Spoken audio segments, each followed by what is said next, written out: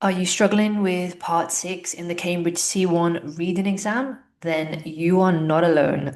Let me walk you through what part six is, why it can be a little bit complicated, and the actual strategy that's going to help you achieve marks on this part of the C1 exam. What C1 reading exam particularly hard, in my opinion, is the presence of this question. This question doesn't appear in the B2 exam or the C2 exam, but it is in the C1 exam, meaning that you have to do 4 reading tasks overall compared to 3 reading tasks in the other. The bad news is you have to do those 4 tasks in the same amount of time that you have to do the 3 in the other 2 exams.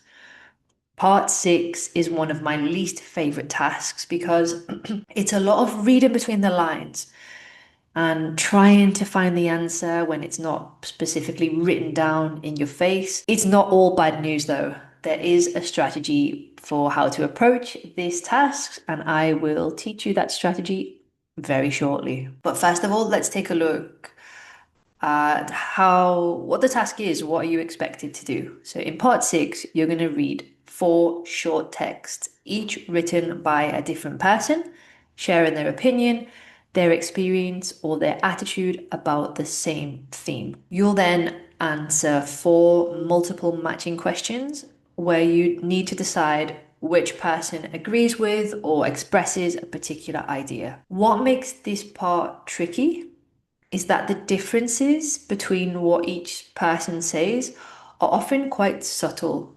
So it's not about finding the exact words, it's about comparing opinions, tones, or points of view. What is this part testing? Part six tests your ability to compare and contrast viewpoints, your ability to understand tone, attitude, and implicit meaning. So that is meaning that is not written down in the text, but it's implied by the text, which is a very high level skill to do, especially in another language. Part six also tests your ability to pick up on nuances or slight differences between each of the speakers or writers. It also tests your ability to read between the lines. So, not just what they say, but how they say it. Most students just do test after test, hoping to magically get better. But without breaking down why you're choosing each answer and perhaps why you're not getting the right answer, it will be quite difficult for you to improve and get the points needed to pass the C1 exam. So, what is the strategy? Cambridge themselves and many other teachers I've seen offer this strategy, which is to skim all of the short text first to get a general idea of what they talk about. Often people tell you not to try to find the right answer straight away, but to eliminate the obvious wrong ones. And then it may also be helpful for you to underline parts of the text that express opinions, so looking for attitude words, comparisons, etc. Personally, I feel that you don't have time to do this. You don't have time to do what the official tips tell you to do. You don't have time to be skimming and then checking the questions and then going back and skimming again and looking for this and that.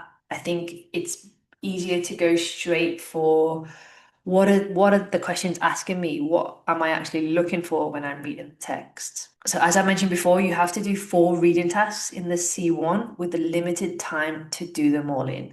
So I'm going to walk you through my personal strategy, and I truly believe that this is the best way of approaching part 6 of the C1 reading exam. So let's take a look. So first of all, let's read what the question's actually about. So you're going to read 4 reviews of the same book about the history of science by an author called Bill Bryson. For questions 1 to 4, choose from the reviewers A to D. The reviewers may be chosen more than once. Okay, so here we have 3 reviews: reviewer A, review B, review C, and review D. So each of these reviews are written by a different person about the same book. And then we have 4 questions.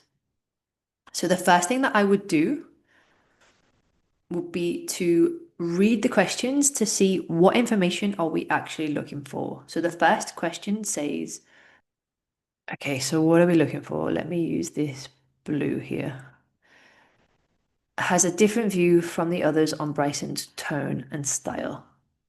So I highlight the tone and style.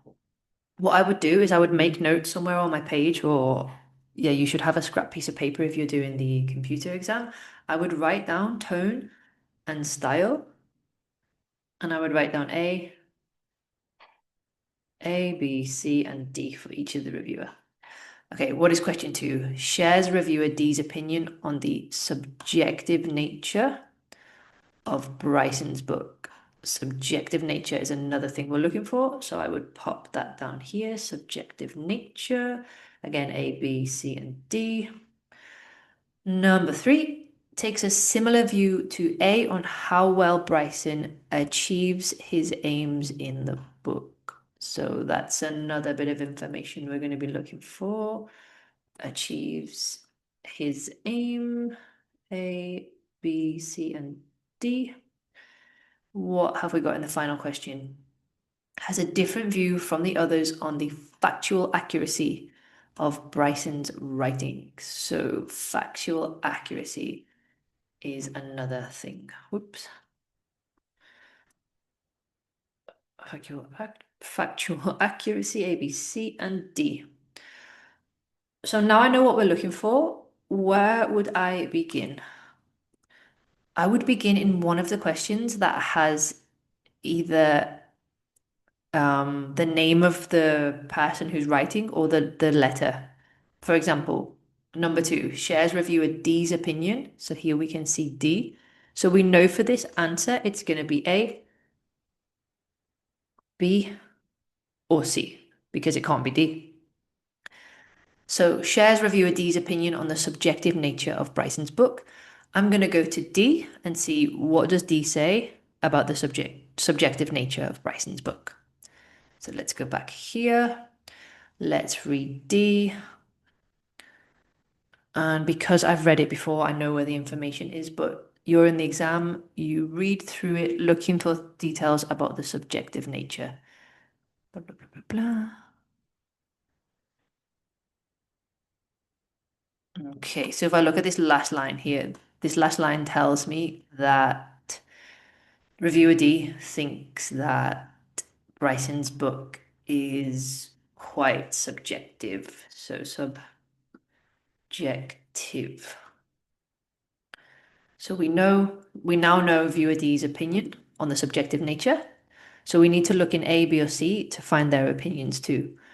What I will do here is I will go for A, and at the same time, I'll read this question too, because it also gives us information.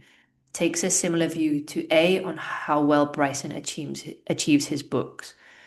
So while I'm reading A, I can be looking out for whether A believes he achieves his book, what's A's opinion on the subjective nature. I can also make notes on the tone and style and the factual accuracy while I'm there. So let's read A. Yet the more I read, the more I was convinced that Bryson had succeeded in his aims. So if I go back here, did Bryson achieve his aims? Well, according to A, yes, he did. When I was reading through A, I didn't see anything related to the factual accuracy, but nothing mentioned. I also, oops, I've put that in. I also didn't see anything about the subjective nature. So instead of writing nothing mentioned, maybe to save you time, you can put an X. We can eliminate A from question two. Shares reviewer D's opinion on the subjective nature of Bryson's book. Now we can read B or C and look out for, again, the subjective nature, whether he achieves his aims, and if we find any information about the factual accuracy or the tone and style while we're at it, then wonderful. So reviewer B. So in B, B starts to mention the factual accuracy, and it claims that, doesn't say that it's inaccurate, but that he doesn't offer good explanations for things. The tone and style was not really mentioned. The subjectivity pretty much agrees with B, in my opinion. It's pretty subjective. Like Bryson has like his personal opinions. We can, while I'm here, I'll read C. Bryson's not a man to duck a challenge. That might be something. These humorous interludes, perfect counter. All right, so now we're talking about the style. C starts to mention the style and the tone. The style and the tone is like enjoyable, funny. Okay, so I haven't read C. I can say that it doesn't really mention the subjective nature. So I can go ahead here and pretty much say for certain that the answer for number two would be B because they share the subjective nature. So I'm going to get rid of that. It's no longer necessary. Next, I want to look for who takes a similar view to A on how well Bryson achieves the aims in his book. So we know that A said he did. Did any of the others mention it? Let me take a little look. So B and D seem to be pretty negative about Bryson's whether they achieved his aims, about the book in general, whereas A is pretty upbeat. He did achieve his challenge. He did achieve his aims. So I would go ahead and say here like this is quite it's quite negative. Whereas C is more of a more positive review. It doesn't say exactly that, like in A, the more I read, the more I was convinced that Bryson had achieved his aims. C doesn't say it outright, but you get it from the what's implied by what C is saying. That's what makes this task quite difficult, that sometimes you're not looking for exact words, but you're looking for the implicit meaning behind things. So if we go here, we can put C as our answer. And that leaves us with two more questions. So if we go and get rid of achieves his aims, what we're looking for now is factual accuracy and tone and style. So let's take a look. We can say that the tone and style, D and B are pretty similar in the fact that they don't really enjoy his tone or his style. A is pretty happy about it, even though it doesn't outrightly say. Yeah, the tone and style is like funny, witty interjections. D, if we look down here, does mention that the anecdotes might enliven the narration, but after a while you get tired of them. So I would say probably D here is the one that differs because the others don't outrightly say. So I'm gonna go ahead and put D for this tone and style. And then all we've got left is the factual accuracy. So A doesn't really mention it. B says he doesn't offer good explanations. C, does it talk about the factual accuracy? Okay, so the only one that really stands out with saying something about the factual accuracy would be D.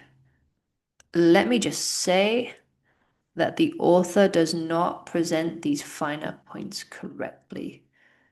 So bearing in mind that in the exam, I don't have a lot of time to keep double checking, double checking, double checking. I'm just going to go with the thing that stands out for me the most. So we've got D, B, C, and D.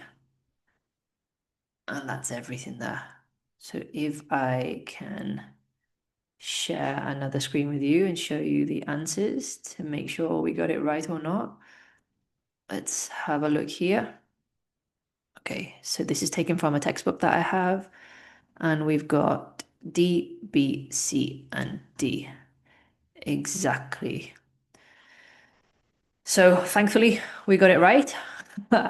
We rushed through it, but I hope that that technique helps you somewhat. Let me just go back to the screen we were at before. Yeah, this is the method that I would use. I would write down what we're looking for, tone, style, subjective nature, etc. I would begin by looking at one of them that gives you the letter A, B, C, or D, or the name of the person. Because sometimes instead of reviewer A, they would have a name here, like, I don't know, Peterson. So which person agrees with Peterson? So I would start with one of them because from here you can start eliminating. If it says D, the answer must be A, B, or C. And don't forget that they can repeat. They could all be D, they could all be A, they could be A, B, B, D. They can definitely repeat.